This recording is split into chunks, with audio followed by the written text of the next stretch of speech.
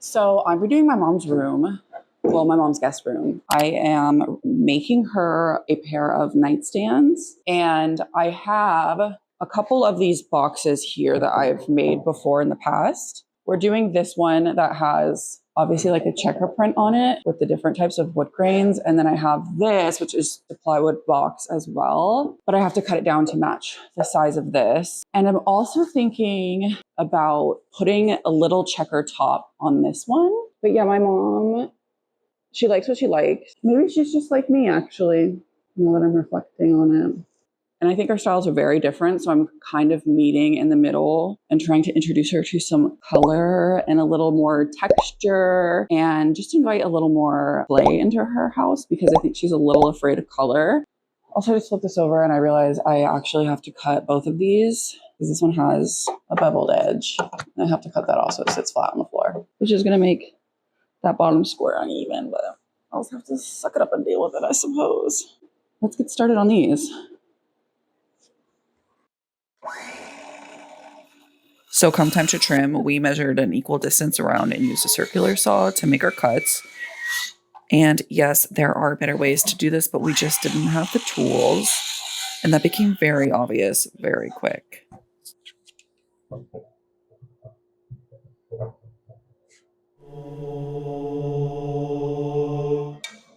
Okay, we're attempting this again, and this time we used a level and some clamps as a sort of makeshift fence in an effort to make our cuts more precise. Although it did come out better, I did have some uneven lips that I was going to have to sand out later.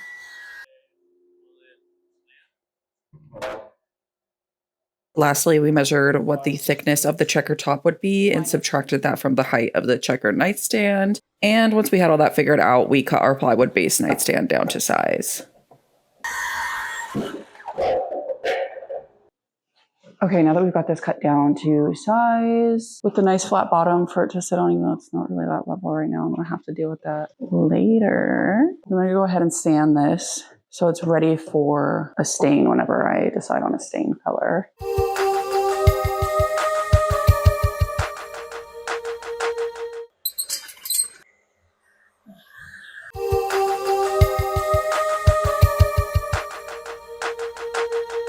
One perk to sanding hardwood is I don't have to worry about burning through the veneer. However, the technique I'm using here is subpar. Yes, I'm aware, but I had to get this glue off.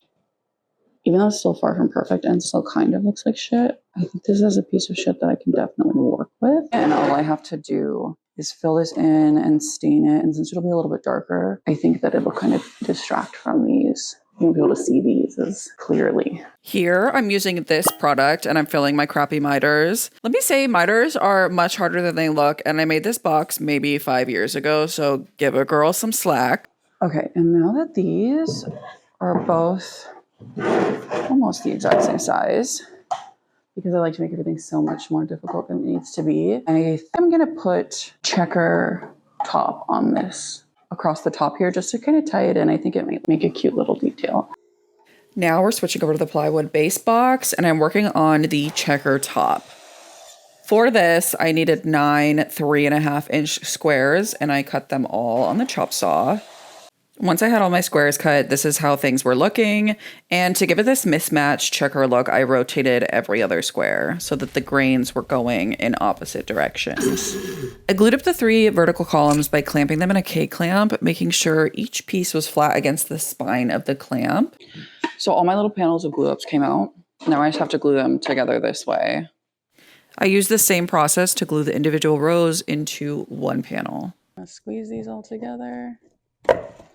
During the glue up, I did have some pieces that shifted a smidge, so I had CJ trim off just a hair on the table saw. After its haircut, it was sitting perfectly flush, so I sanded everything smooth, making sure that the checker panel would adhere to the table base. Then I slathered on the glue.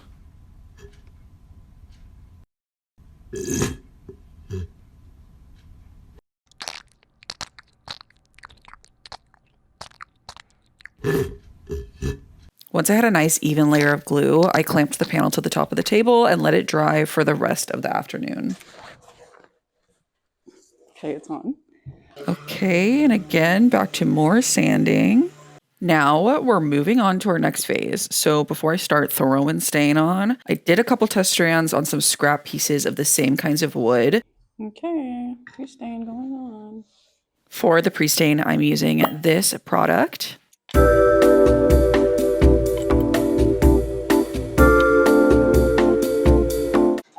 Okay, now it's time to stain. Part is always very scary because I never know what to expect. I feel like it just has a mind of its own. No turning back.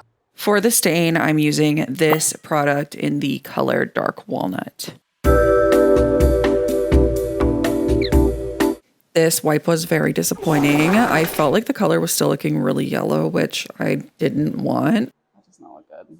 So I did end up doing 2 coats, which I think cut down the little bit of the plywood undertone that was still peeking through.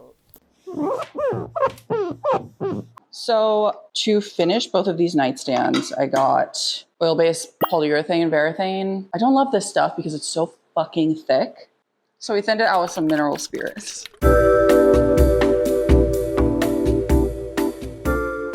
These have had 2 coats. They look pretty good, but there are, of course, drip lines. I did another sand to knock everything down for the 3rd coat. So for the 3rd and final coat, we didn't thin down the finish in hopes that there would be less dripping. And honestly, it worked fine for the checker table, but the plywood one was not looking good, and I was stressed. I'm not sure about that.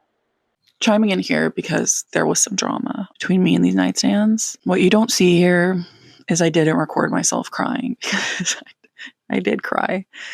I thought that I had ruined them. Again, with that finish, it's just so gloopy and thick, and so it dries like almost as soon as you put it on. And so there were just some of the ugliest things I have ever seen in a finish. So what we ended up doing was wet sanding. Shout out wet sanding. Once I got it to a place that was like finally even again, I was way too terrified to go back in with the polyurethane again. So what we did instead was we opted for the spray can version, and that, I don't know why I didn't start with that in the first place. It was so much easier to use. But I will say the finish was a little different. So we did get the satin in both finishes, but the satin in the actual tinned can version was much shinier than the satin from the aerosol can.